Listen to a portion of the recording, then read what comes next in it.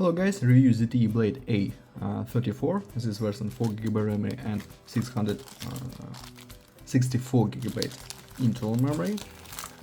Okay, device in the green color.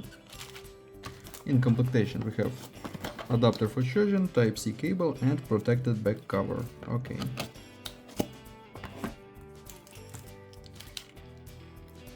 Turn on device. Open settings.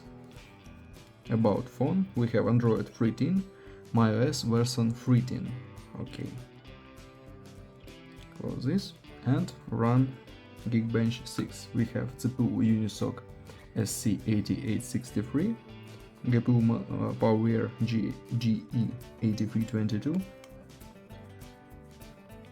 CPU test results. AnTuTu benchmark results.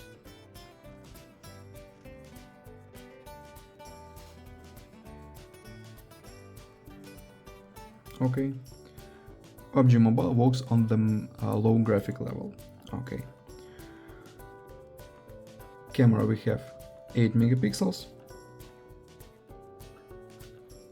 That's all. Thanks for watching this video. Bye bye.